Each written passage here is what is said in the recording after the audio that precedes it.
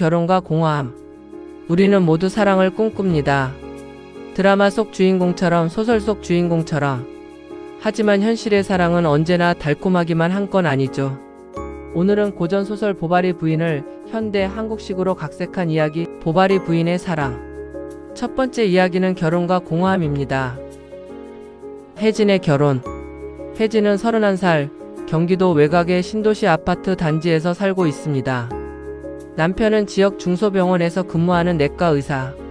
겉보기에 혜진의 삶은 부족함이 없어 보였죠. 결혼 전 그녀는 대기업 비정규직으로 일하며 늘 안정된 가정, 든든한 남편, 넉넉한 생활을 꿈꿔왔습니다. 그리고 그 꿈은 현실이 된 듯 했습니다. 하지만 막상 결혼 생활은 그녀가 상상했던 것과는 달랐습니다. 남편은 성실했지만 늘 피곤해 지쳐 있었고, 대화는 병원 이야기나 가계부 문제뿐이었죠. 결혼 초에는 소소한 설렘이 있었지만 시간이 흐르자 혜진은 자신이 누군가의 아내, 아이의 엄마라는 역할 속에 갇혀 있음을 느꼈습니다. 아파트 단지 놀이터, 장을 보러 가는 마트, 그리고 저녁마다 TV 앞에 앉은 남편. 그 일상은 끝이 없는 복사본 같았습니다. 혜진은 답답한 마음을 달래기 위해 자주 휴대폰을 들여다봤습니다. 인플루언서들의 화려한 여행사진, 드라마 속 불꽃 같은 사랑 이야기, SNS에서 넘쳐나는 완벽한 부부의 일상. 그 속에서 그녀는 자신이 잃어버린 무언가를 본 듯 했습니다. 나도 저런 사랑을 하고 싶다. 내 삶에도 저런 설렘이 있어야 하지 않을까. 현실은 무채색인데 스마트폰 속 세상은 늘 반짝였죠. 하루는 혜진이 용기를 내어 남편에게 말했습니다. 우리 주말에 어디 여행이라도 갈까? 요즘 대화도 별로 없고 그냥 같이 있고 싶어서. 그러나 남편은 피곤하다는 이유로 대답을 피했습니다. 미안해. 이번 주말은 당직이라 힘들어. 다음에 가자. 그 다음은 오지 않았습니다. 혜진은 남편에게 버림받았다고 느끼진 않았습니다. 하지만 사랑받고 있지도 않다고 느꼈습니다. 밤마다 남편이 골아떨어진 침대 옆에서 혜진은 홀로 눈을 떴습니다. 창밖 불빛을 바라보며 스스로에게 물었습니다. 나는 왜 이렇게 허전할까? 나는 사랑받고 있는 걸까? 아니면 그냥 안정적인 결혼 생활에 갇혀 있는 걸까? 그녀는 자신이 그토록 바라던 삶을 가졌지만 정작 행복하지 않다는 사실을 부정할 수 없었습니다. 그러던 어느 날 혜진은 아파트 단지 내 문화센터에 나가게 됩니다. 요가 강좌, 플라워 클래스, 그리고 글쓰기 강좌까지. 그곳에서 그녀는 이민호라는 강사를 만나게 되죠. 그는 평범한 직장인이었지만 강의 시간마다 유머와 열정으로 사람들을 사로잡았습니다. 혜진은 오랜만에 웃음을 터뜨렸습니다. 이런 기분 얼마만이지? 남편에게서 느끼지 못했던 설렘. 혜진은 점점 민호의 말과 행동에 빠져들었습니다. 민호와의 대화는 소소했지만 그 안에서 혜진은 자신이 여자로서 살아있음을 느꼈습니다. 그는 그녀의 이야기를 끝까지 들어주었고 작은 고민에도 진심으로 공감해 주었죠. 그 순간 혜진은 깨닫습니다. 내가 찾던 건 안정이 아니라 심장이 두근거리는 사랑이었어. 하지만 그녀는 동시에 알고 있었습니다. 이 감정은 위험하다는 걸. 한번 발을 들이면 돌아갈 수 없을지도 모른다는 걸. 이제 혜진의 삶은 변하기 시작합니다. 안정과 사랑, 현실과 환상 사이에서 그녀는 어떤 선택을 하게 될까요? 사랑은 언제나 예고 없이 찾아옵니다. 때로는 허전한 마음의 틈새로, 때로는 달콤한 유혹의 말로. 문화센터 수업이 끝나고 민호는 가볍게 웃으며 혜진에게 말했습니다. 오늘 수업 어땠어요? 지난번보다 더 자연스러웠던 것 같던데요. 그 짧은 한마디에 혜진은 이상하게도 가슴이 두근거렸습니다.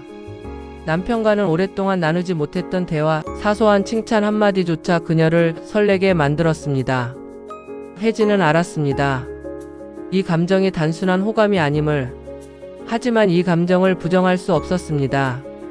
혜진은 점점 문화센터에 가는 날만을 기다리게 됐습니다. 집안일도 대충, 남편과의 대화도 건성. 그녀의 머릿속은 민호로 가득 차 있었죠. 밤이 되면 휴대폰을 붙잡고 민호의 SNS를 몰래 찾아보곤 했습니다. 그는 어떤 음악을 좋아할까? 어디서 시간을 보낼까? 남편의 곁에 누워 있으면서도 그녀의 마음은 이미 다른 곳을 향하고 있었습니다. 어느 날 문화센터가 끝난 뒤 민호가 조심스럽게 말했습니다. 수업 끝나고 커피 한잔 하실래요? 그 순간 혜진은 머뭇거렸습니다. 하지만 결국 고개를 끄덕였죠. 카페 창가에 앉아 나눈 대화는 마치 오래된 친구 같았습니다. 민호는 그녀의 이야기를 끊지 않고 끝까지 들어주었고 혜진은 오랜만에 자신이 살아있는 사람이라는 감각을 느꼈습니다. 그저 커피 한 잔이었지만 그날 이후로 혜진의 삶은 전혀 달라졌습니다. 그러던 중 혜진은 또 다른 인물을 만나게 됩니다. 남편의 병원 후배가 주선한 모임에서 한 젊은 사업가 재훈을 알게 된 것이었죠. 재훈은 자신감 넘치는 태도와 화려한 언변으로 주위 사람들의 이목을 끌었습니다. 그는 혜진에게 이렇게 말했습니다. 누님, 나이보다 훨씬 어려 보이세요. 혹시 모델 같은 거 하셨어요? 농담 섞인 말이었지만 혜진은 순간 숨이 막힐 듯 설레었습니다. 그녀는 민호에게서 느끼는 따뜻한 위로와는 다른 자극적인 흥분을 재훈에게서 느낀 것이죠. 두 남자 두 세계. 민호와 함께 있을 때 혜진은 마음의 공허함이 채워지는 듯 했습니다. 그는 그녀의 외로움을 달래주었죠. 반면 재훈과의 만남은 현실을 벗어난 환상을 안겨주었습니다. 그는 고급 레스토랑과 와인을 즐겼고 도시의 불빛 아래에서 새로운 삶을 약속하는 듯 했습니다. 혜진은 두 남자 사이에서 갈팡질팡했습니다. 한쪽은 따뜻한 위로, 다른 한쪽은 뜨거운 설렘. 그리고 그녀는 점점 더 깊은 수렁으로 빠져들고 있었습니다. 혜진은 남편에게 거짓말을 하기 시작했습니다. 오늘은 문화센터에서 늦게 끝나. 친구 만나서 수다 좀 떨다 왔어. 사실은 민호와 함께 카페에 있었고 재훈과 저녁을 먹고 있었습니다. 그녀의 마음은 두 사람 모두에게 나뉘어 있었지만 이상하게도 죄책감은 오래가지 않았습니다. 오히려 오랜만에 살아있는 느낌에 도취되어 갔죠. 재훈은 점점 더 대담해졌습니다. 그는 혜진에게 명품 가방을 선물하며 말했습니다. 이런 건 받아도 돼요. 누님은 그럴 자격이 충분한 분이니까. 혜진은 망설였지만 결국 받아들였습니다. 그 순간 그녀는 자신이 이미 되돌아가기 힘든 길로 들어섰음을 어렴풋이 느꼈습니다. 한편 민호는 점점 더 다정해졌고 그녀는 그의 따뜻한 눈빛을 잊지 못했습니다. 현실과 환상, 안정과 설렘 사이에서 혜진은 점점 더 위험한 줄타기를 하고 있었던 겁니다. 사랑이라고 믿었던 감정은 어쩌면 단순한 도피였을지도 모릅니다. 그러나 혜진은 아직 그 사실을 깨닫지 못했습니다. 그녀는 두 남자의 사랑 속에서 점점 더 깊이 빠져들고 있었으니까요. 이번 편은 혜진이 거짓과 환상 속에서 무너져가는 과정, 그리고 결국 결혼 생활이 끝나는 순간을 다룹니다. 사랑은 달콤한 속삭임으로 시작되지만 끝은 언제나 쓰디씁니다. 몰락과 이혼을 들려드립니다. 혜진의 일상은 이제 완전히 변해 있었습니다. 남편과의 대화는 줄어들었고 집안일도 예전처럼 꼼꼼히 하지 않았습니다. 대신 그녀는 민호와 재훈 두 사람에게서 번갈아가며 위로와 설렘을 찾았습니다. 겉보기에 혜진의 삶은 여전히 평범했지만 그 속은 서서히 무너져 가고 있었습니다. 어느 날 재훈이 심각한 얼굴로 혜진을 불러냈습니다. 사업이 잠깐 어려워졌어. 근데 누님이 도와주면 금방 회복할 수 있을 거야. 처음엔 소액이었습니다. 혜진은 큰 부담 없이 카드를 긁었죠. 하지만 그 금액은 점점 커져만 갔습니다. 재훈은 곧 갚겠다고 말했지만 그날이 오지는 않았습니다. 혜진은 점점 더 깊은 빚의 늪으로 빠져들고 있었습니다. 한편 민호는 혜진을 향해 점점 더 진심을 드러냈습니다. 혜진 씨, 혹시 우리 그냥 둘이만 보는 게 어때요? 내 마음 이제 감출 수가 없어요. 그의 눈빛은 간절했지만 혜진은 대답하지 못했습니다. 왜냐하면 그녀의 마음은 이미 복잡하게 얽혀 있었기 때문이죠. 민호의 진심, 재훈의 유혹, 그리고 무너져 가는 현실. 혜진은 결국 아무것도 선택하지 못했습니다. 혜진의 거짓말은 오래가지 못했습니다. 남편은 어느 날 우연히 집에 배달된 독촉장을 보게 됩니다. 연체금 350만 원. 이게 뭐야? 그 순간 남편의 얼굴은 굳어졌습니다. 의심은 곧 사실로 이어졌습니다. 남편은 혜진의 휴대폰에서 민호와 재훈의 메시지를 발견했죠. 이게 뭐야? 대체 당신 지금 뭐 하는 거야? 혜진은 아무 말도 할 수 없었습니다. 그녀의 비밀은 한순간에 무너져 내렸습니다. 남편은 분노와 절망에 휩싸였습니다.